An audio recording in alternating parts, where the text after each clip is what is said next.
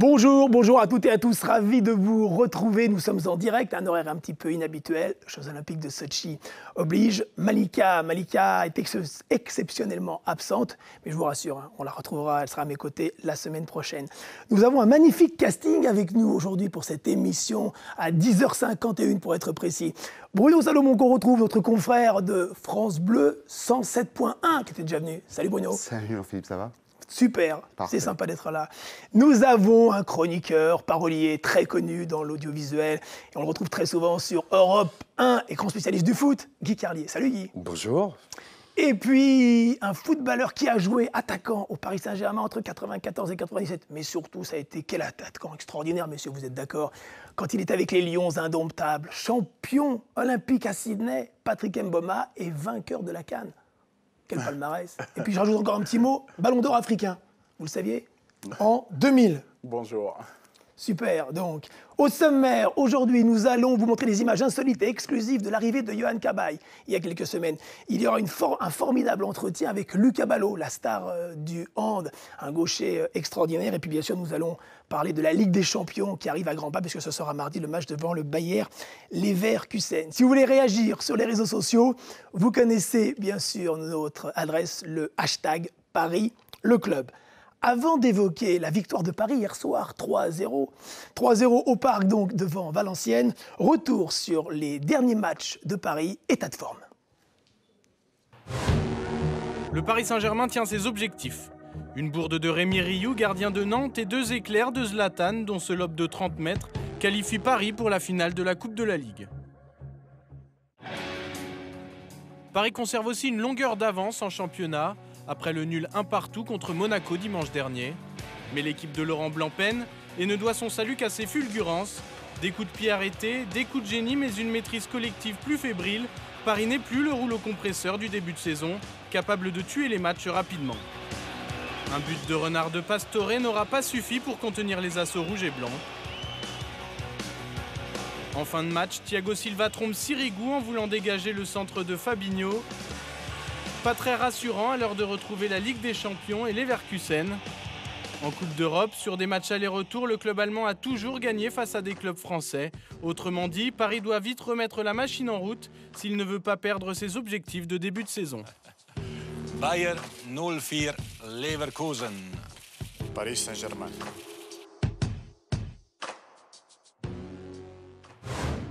Alors nous allons bien entendu parler de ce match à venir devant le Bayer Leverkusen. Bruno, j'aimerais savoir par rapport au match d'hier soir, Paris a été rassurant ou convaincant ? Ou les deux ? Rassurant sur Ouais. 60 minutes. Après, derrière, les 30 dernières minutes pour le Paris Saint-Germain, j'avais l'impression de revenir au temps de Carlo Ancelotti où on gère les matchs, voilà, on mène 1-0, 2-0 et après on gère les matchs. Le Paris Saint-Germain était enfin efficace. C'est ce qu'on lui a reproché finalement sur les 3-4 derniers matchs. C'est qu'il y a des gros temps forts. Et sur ces gros temps forts, normalement, le PSG marque 1, 2, 3 buts. Ce n'était pas le cas. Par exemple, face à Monaco, il y a eu des temps forts, on n'en a pas profité. Là, le Paris Saint-Germain était saignant sur les gros temps forts, dont de la 50e à la 60e minute de jeu, vous marquez 2 buts, ce qui est le principal. Oui, mais Guy, le Paris Saint-Germain n'a pas été très performant devant les grosses équipes. Hein, ils ne les ont pas battus cette année. En revanche, ils le sont devant les clubs plus modestes. Et là, ils en mettent 2, 3, 4. Est-ce qu'on peut dire donc que quelque part, il y aura un petit problème ? Moi, je ne serais pas aussi manichéen parce qu'en fait, contre des clubs plus faibles, ils ont eu des difficultés. Ils ont pris des buts quelquefois en contre, etc. Et il a raison. Hier, ils ont assuré assez facilement devant une opposition assez faible. Et puis à 3-0, on s'est retrouvé effectivement à l'époque Ancelotti, c'est-à-dire que là, c'était... on gérait, quoi. On gérait et puis on prenait surtout pas de risque. Voilà, en se préservant dans l'optique. On prenait pas de risque pour Leverkusen. Mais moi, sur ce que j'ai vu hier, par rapport à Leverkusen, j'anticipe un peu, mais sûr. Juste, il y a 2-3 sujets d'inquiétude en ce moment pour moi, c'est la relative méforme de Thiago Silva, c'est-à-dire qu'on l'a connu tellement impérial. Moi, l'an dernier, je me disais, c'était fantastique, en plus, il est d'une telle élégance, d'une telle classe, que là, on a vu le but contre son camp à Monaco. Bon, ça peut arriver. Ouais. Mais hier, on l'a vu dépasser sur des accélérations valenciennoises, notamment qui ont généré un carton jaune. Et là, où il fait une faute de défenseur moyen, et il est un peu en dessous. Maxwell, c'est pareil. Digne a été très bon hier par rapport au dernier match de Maxwell. J'aimerais avoir l'avis de Patrick sur la performance du Thiago Silva. Vous êtes aussi un peu inquiet, vous partagez Je ne suis pas inquiet parce que je suis convaincu du talent du joueur et qu'il peut le rehausser à tout moment et notamment mardi prochain contre Leverkusen. Ce qui est délicat, c'est de s'attendre à avoir un Paris Saint-Germain parfait toute la saison contre toutes les équipes du championnat français. Je pense que le minimum pour le Paris Saint-Germain, ça sera un doublé cette saison. C'est ce qui est recherché. Alors, on ne va pas nécessairement rêver de la Ligue des Champions pour confirmer le doublé, parce que j'estime que le championnat n'est pas acquis, mais il l'est pratiquement. Donc, la performance de Paris, ce sera certes de gagner contre Lyon la finale de la Coupe de la Ligue, mais très certainement d'aller très loin dans cette Champions League. Et se frotter au Bayer Leverkusen, ça sera certainement l'occasion de remettre en place les choses. Et le Paris Saint-Germain doit montrer qu'il est un grand d'Europe aujourd'hui. Bruno, est-ce que les joueurs sont programmés sur un plan physique pour être au top maintenant, dès le début du printemps, en l'occurrence dès le huitième de finale? Mais ça se voit dans leur relation technique, ça commence à monter en puissance. Et moi, je sais déjà que mardi prochain, ils sont prêts pour 90 minutes. C'est une machine de guerre, le Paris Saint-Germain. C'est sûr, on peut leur reprocher plein de choses face à Valenciennes, sauf que moi, ce que je vois, c'est que le Paris Saint-Germain s'impose 3-0, que Monaco est capable de se faire accrocher par Toulouse, par Valenciennes, perdre face à Valenciennes. Le PSG est désormais une machine saignante. Certes, je voudrais revenir quelques instants sur la défense. C'est un bloc équipe, le Paris Saint-Germain. Et si Silva se retrouve en difficulté, c'est qu'il y a un petit camarade devant lui qui n'a pas fait le travail. Qui ne fait pas l'effort. Voilà, et quelquefois, Salvatore. C'est l'état de forme individuel de chaque joueur qui peut fluctuer. Mais et derrière, il y a un Salvatore Sirigu qui quelquefois donne quelques signes, peut-être de fébrilité. Donc finalement, c'est tout un amalgame. Mais on sait déjà que ces champions-là, mardi, 20h45, voilà, ce sont des atomes, ils vont se retrouver tous ensemble et ça va faire très mal. Patrick, il y a l'effet de la motivation. La Champions League, c'est le Graal pour ce Paris Saint-Germain. Oui. Le championnat, c'est le quotidien, c'est quelque chose qu'ils doivent prendre cette saison parce que la concurrence, c'est Monaco. Elle est, à mon sens, pas suffisante. Et pour les joueurs, leur demander d'être au top sur ce championnat-là, certes, ils font le nécessaire parce qu'il y a quand même ces 5 voire 8 points aujourd'hui d'avance. Mais la réalité, c'est que le Paris Saint-Germain, pour qu'il ait quelque chose de captivant cette année, pour lui, pour le joueur Paris Saint-Germain, c'est la Champions League. Alors, puisque l'on parle de Verratti qui est rentré à la fin hier, même pour des petits matchs, on imagine ce que ça va être contre les Leverkusen. Non, ça c'est un pas loupé. Puisque l'on parle de Ligue des Champions, on parlera encore de Ligue des Champions en foot, mais on va en parler également au hand avec Lucas Ballot, qui est la star de l'équipe de hand, ce gaucher magistral, donc, que Malika a rencontré il y a quelques jours, donc le gaucher génial du Paris Handball, Luc Abalo. Un entretien.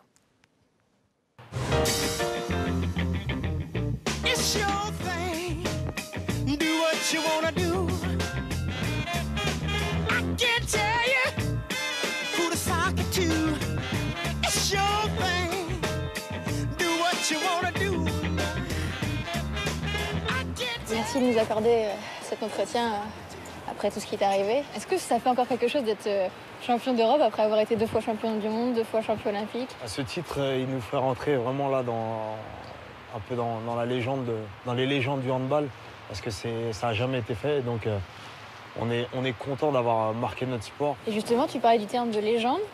On vous a qualifié d'indestructible, mais je crois que c'est un terme qui vous plaisait pas. Moi, personnellement, même je suis sûr pour le reste de l'équipe, c'est un terme qui ne nous plaît pas trop parce qu'on essaye toujours d'être le plus humble possible. Et c'est un adjectif qui nous met beaucoup en avant et beaucoup en valeur, c'est certes, mais qu'il faut assumer au quotidien. Et nous, on préfère se dire des fois qu'on n'est pas parfait et qu'on peut perdre parce que c'est ce qui nous motive. Et tu joues avec l'équipe de France, avec la meilleure équipe du monde. Au PSG, tu es l'un des meilleurs joueurs du monde. Quelle est la différence entre jouer au Paris Saint-Germain et jouer avec l'équipe nationale? J'ai envie de dire, on a un collectif en équipe nationale qui est très rare. Et avec l'équipe de Paris, on a aussi des super joueurs. Mais voilà, l'équipe de France, c'est une équipe qui s'est construite dans la durée. Et l'équipe de Paris, c'est ce qui... Il faut encore un peu de temps alors. Voilà, il faut du temps et c'est ce qu'on essaie de faire. Quels sont les objectifs cette année, justement, avec cette équipe de Paris? Nous, personnellement, les joueurs, on aimerait jouer la Final Four.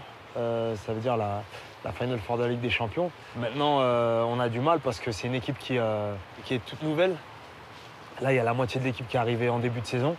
Mais on est vraiment confiant parce qu'on se rend compte qu'on progresse vraiment match après match.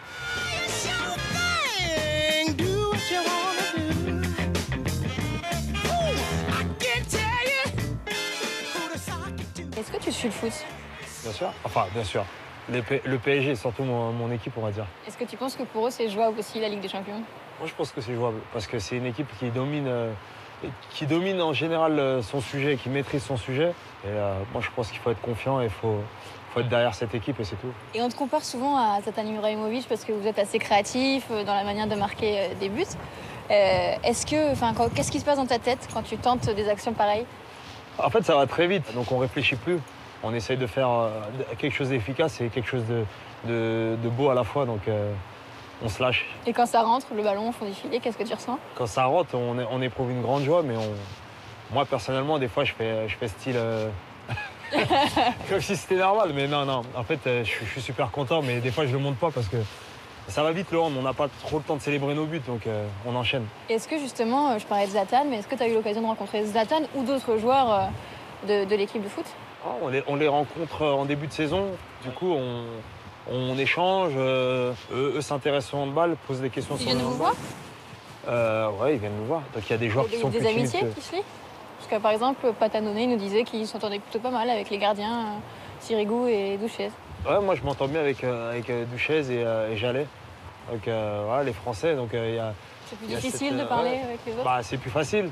Après les autres, je sais que Zlatan l'année dernière, on communiquait en espagnol.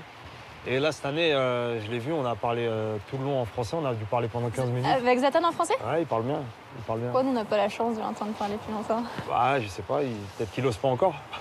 Et je crois qu'en dehors du terrain, toi, tu t'intéresses à d'autres choses, la musique, c'est ça. Tu dessines, c'est ça. Tu photographies. C'est ça. Tu aimerais bien avoir une reconversion dans l'art, si j'ai bien compris. Dans l'art, exactement, j'aimerais bien. J'aimerais bien, pourquoi pas. Bon, on sait pas. Je sais pas, je pourrais pas rentrer dans le détail parce que j'ai envie de dire, c'est encore un rêve parce que voilà, aujourd'hui je pratique le hand et ces choses-là, il faut les pratiquer au quotidien. La peinture, le dessin, il faut en faire vraiment tous les jours pour être bon et au niveau. Donc plus tard, j'essaierai de reprendre des cours et de me lancer dedans. C'était un plaisir de partager ce moment avec toi. Merci, à moi aussi. À bientôt. À bientôt. Ouais, il est vraiment très sympa, hein, ce Luc. Bruno, confirmation, le Français Zlatan s'améliore? Oui, effectivement, hier soir, pendant la zone mixte, il est sorti, on lui a demandé de ses nouvelles de son dos et il nous a fait un coup-ci, coup-ça. Ça, c'est génial, ça rentre, les petites expressions commencent à rentrer. Ça commence déjà. C'est important. À ce propos, je voudrais souligner la classe de Marquinhos, qui est au club donc, depuis le début de la saison, et qui a tenu hier, à la sortie du terrain, à s'exprimer devant les télés en français. Et il a voulu, on a vu qu'il insistait. De faire un effort comme ça, c'est très bien. Ouais. Et le mec, il l'assure déjà pas mal en français. C'est 2 cours par semaine avec Lucas. Ils envoient en cours tous les deux. Ça, c'est une très belle initiative du club. Mais ce qu'il faut comprendre quand même, c'est qu'il peut y avoir de la timidité. Hein. Il faut défendre un peu les joueurs. On dit oui, ils ne s'expriment pas en français. Tout le monde ne peut pas être habile, d'une part, et puis accepter de faire des fautes devant les gens. C'est mieux de voir des joueurs comme Marquinhos qui, effectivement, font les efforts. Moi, j'ai connu ça au Japon. À chaque fois qu'on me disait une petite phrase en japonais, j'étais un peu gêné. Parce que et aujourd'hui, Patrick, vous parlez japonais? Skoshidake. Skoshidake. Un petit peu, ça veut dire? Voilà. Bon, très bien. On ne fera pas l'émission en japonais. Bruno, parlons du Bayer Leverkusen. Alors, cette équipe, quels sont ses points forts? Très rapide, vitesse, très offensive. Voilà, ça va jouer, il va y avoir des buts. Je pense qu'on va avoir un match spectaculaire. Comme tous les matchs allemands, vous allez me dire, c'est vrai que c'est un football spectaculaire.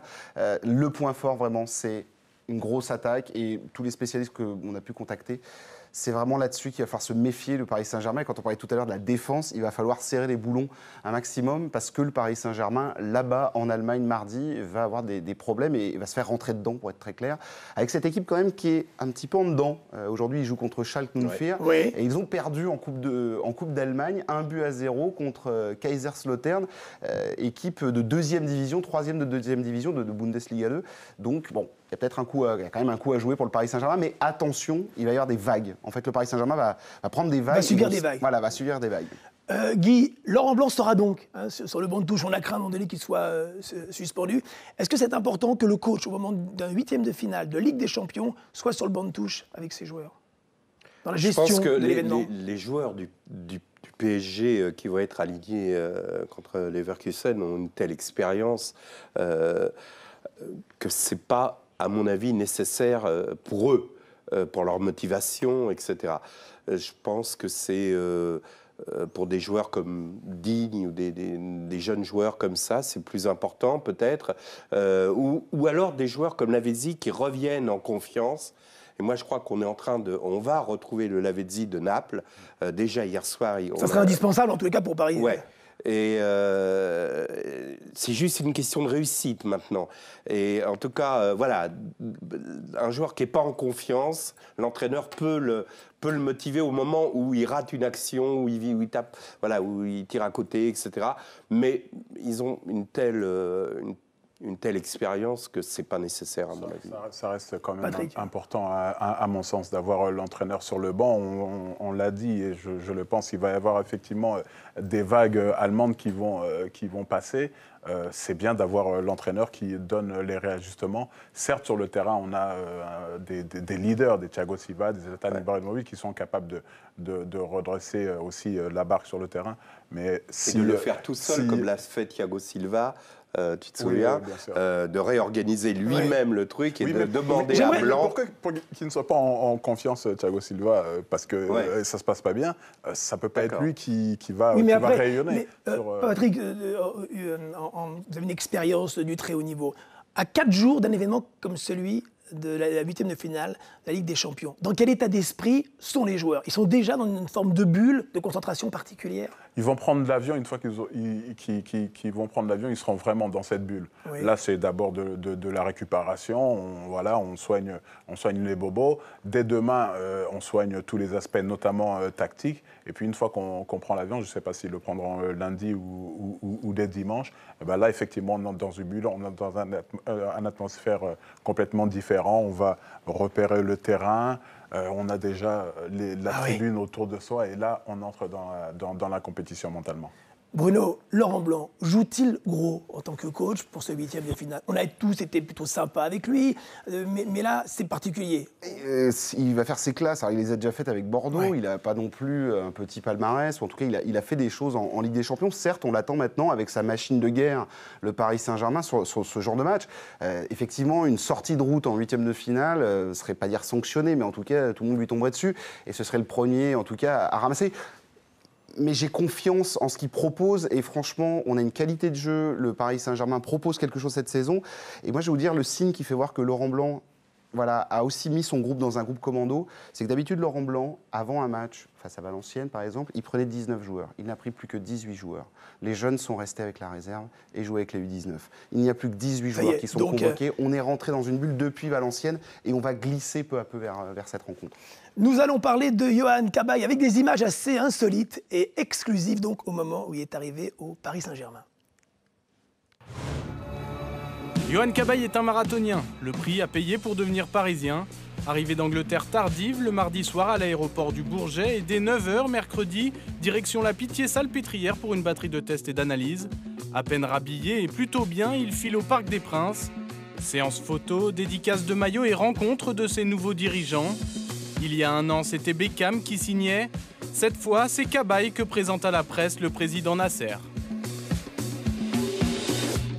Je suis très heureux d'être ici ce soir.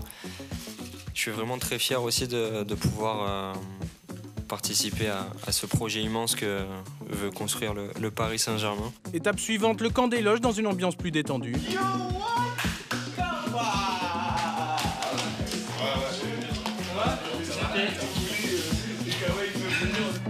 Après la découverte de ses nouveaux coéquipiers, il est temps de se mettre au travail. Objectif, trouver sa place au sein de l'effectif du Paris Saint-Germain et prouver à Laurent Blanc qu'il peut intégrer durablement le trio magique du milieu parisien. Je vous regardais pour la diffusion du sujet avec un grand sourire. Vous êtes plutôt séduit, hein, Guy, par Cabaye? Ah oui. J'aime bien l'homme, j'aime bien sa personnalité et j'aime bien sa qualité de joueur. Maintenant, sur les matchs partiels qu'il a fait hier en entier, mais les apparitions avant, on sent qu'il n'est pas évidemment intégré à cette machine encore. Il lui faudra du temps. Il a le potentiel pour le faire. Maintenant, le milieu de terrain, vous savez ce que c'est. C'est Matuidi, Thiago Motta et Verratti. Et donc, ça va être très difficile. Alors, pardonnez-moi, parce que j'aimerais justement avoir l'avis de Patrick par rapport à ce système de jeu. Est-ce que Laurent Blanc doit donc, pour intégrer Cabaye, modifier son système et peut-être jouer avec 4 formidables milieux de terrain? C'est compliqué parce que ça a marché tellement bien dès le moment où il a décidé d'aligner ces 3 joueurs-là. Que remettre ça en question, ben c'est lui qui a mis ça et c'est à lui d'ordonner le changement. Passer à 4 milieux de terrain, c'est un choix audacieux avec la particularité quand même de Cabaye, c'est qu'il est quand même capable de faire du box-to-box et donc de se projeter, même si c'est un joueur qu'on connaît plutôt comme un 8, il est capable de se retrouver une ligne au-dessus et de marquer des buts, d'adresser des passes décisives. Mais Bruno, peut-être qu'en cours de match... faire ça. Thiago Motta et Verratti, pareil. Matuidi, encore plus. Mais Laurent Blanc peut modifier peut-être en cours de match, alors. Il peut modifier en cours de match, mais Yohan Cabaye connaît le deal. Il sait qu'il y a peut-être l'un des meilleurs milieux de terrain d'Europe en ce moment, avec Motta, Verratti, Matuidi. Il connaît le deal dès qu'il signe au Paris Saint-Germain. Il sait qu'il est numéro 4, qu'il y a le jeune Rabiot derrière qui lui mord les mollets. Hier, Adrien Rabiot qui revient avec un genou strappé, il est allé à la guerre. Il va falloir se faire sa place. Et finalement, Laurent Blanc l'a assez répété. Ce club est un club désormais de très haut niveau. En France, on sait que les joueurs râlent tout le temps parce qu'ils n'ont pas de place. Là, maintenant, un joueur, il arrive, même s'il a coûté 20 millions d'euros, même s'il a des états de service, eh ben, il arrive et il regarde sur le banc. Et dès qu'il a un peu de temps de jeu, il fait le boulot, comme hier face à Valenciennes. Il a encore des petites choses à perfectionner, mais c'était agréable de le voir jouer hier soir. Messieurs, quelques rumeurs de transfert. Puisqu'on parlait de... Déjà ? Mais oui, mais ça passe vite, on n'a que 26 minutes. Il faudrait qu'on demande d'ailleurs à la programmation d'avoir une spéciale 40-50 minutes. Sur Thiago Silva, puisque vous aimez bien Thiago Silva, il a quand même fait une déclaration assez incroyable. Il est séduit par Eden Hazard en disant « il nous faut ce type de joueur à Paris ». Vous y croyez, Guy, à l'arrivée éventuelle l'été d'Hazard à Paris ? Bah oui, c'est un rêve. Enfin, j'y crois pas, c'est un rêve, quoi. Mais bon, Ibra, tous ces joueurs-là étaient des rêves. Hein, quand, à l'époque où, souvenez-vous, il y a eu une année où les transferts, c'était Digard et Bourillon. C'est pas pareil. Vous comprenez ? Donc là, on vit un rêve. Pourquoi pas Hazard ? Il n'y a pas aujourd'hui de rêve inaccessible pour cette formation du Paris Saint-Germain. Donc si on me dit Cristiano Ronaldo, j'ai un peu plus de mal à y croire.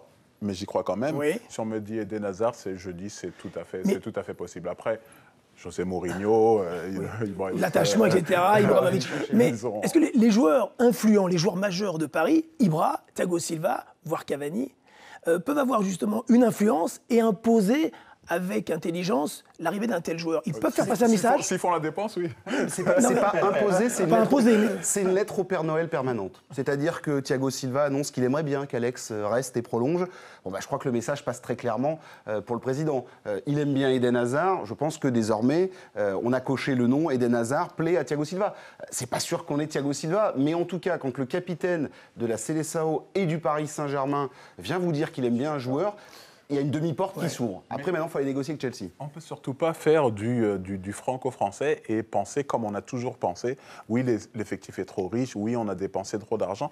On veut être le Real Madrid, on veut être le Bayern Munich, on veut être la Juventus Turin. On fait avec les moyens de ces clubs-là. Et ces clubs-là ont des effectifs de qualité. Ils ont Ronaldo, 20 joueurs internationaux dans leur effectif. C'est-à-dire que quand il y a Semana Salah, le camp des loges, il n'y a plus que les soigneurs. C'est tout à fait normal. Ce Paris Saint-Germain doit avoir des gens comme ça. Je pense aussi que ça dépendra de leur parcours en Coupe d'Europe, en Champions League, pardon. L'ex-Coupe d'Europe des clubs champions, ça c'est une autre période. Les moins de 20 ans, comme on dit. J'ai connu la Coupe des villes de foire, c'est pour vous dire. Ah oui, ça remonte encore à plus longtemps. Un mot sur Lucas et Maxwell, le fait qu'ils ne soient pas sélectionnés dans l'équipe du Brésil. Est-ce que ça peut avoir une influence sur leur efficacité, leur rendement au sein de Paris? Moi, j'y crois pas pour Maxwell, en tout cas. Non. Parce que Maxwell, c'est un peu le rêve. C'est-à-dire qu'il arrive, il a 30 ans, il est au Paris Saint-Germain, il n'est pas sélectionné, et là, on l'appelle. Donc maintenant, il y a du turnover. Ouais. On fait encore un petit peu des essais du côté de la Seleção. Il est dans les petits papiers. C'est un garçon avec qui vous pouvez aller à la guerre. Franchement, moi, je ne me fais pas de soucis pour lui. Après, pour Lucas, peut-être, là, il va falloir qu'il se déchire un peu plus avec le Paris Saint-Germain. Ils mettent encore plus de passes décisives. On va suivre ça attentivement. Dernière minute, déjà. Guy, votre actu, un livre qui va sortir dans quelques semaines. L'amour monstre. C'est joli comme titre. Ouais. Et puis, on vous retrouve tous les jours sur... C'est sur le foot, ça aurait pu être sur le foot. Ouais. Hein. C'est chez quel éditeur ? Les éditions du moment. Oh, très bien. Patrick, vous êtes toujours consultant sur Canal+. Toujours consultant sur Canal+. Je suis aussi défenseur de la cause des éléphants, puisque j'ai été nommé ambassadeur de bonne volonté pour les États de l'Afrique centrale. Et ça, c'est une tâche qui me plaît. Voilà. Formidable. Et vous jouez toujours un petit peu au ballon, bien entendu. De temps en temps. Pas assez, quand même. Et Bruno, on vous retrouve avec votre compère, Pierre Ducrot. Pierre Ducrot, mardi, à Leverkusen. Sur 107.1, c'est France Bleu. Écoutez-les, ils sont super. Ils ont une pêche et une passion. C'est formidable. Merci infiniment. La semaine prochaine, on se retrouvera avec Malika Ménard en direct, 12h50 sur France 3 Paris. Merci, c'était un nouveau numéro de Paris le Club. Bye bye et à très bientôt. Je vous remercie. Salut, bye bye.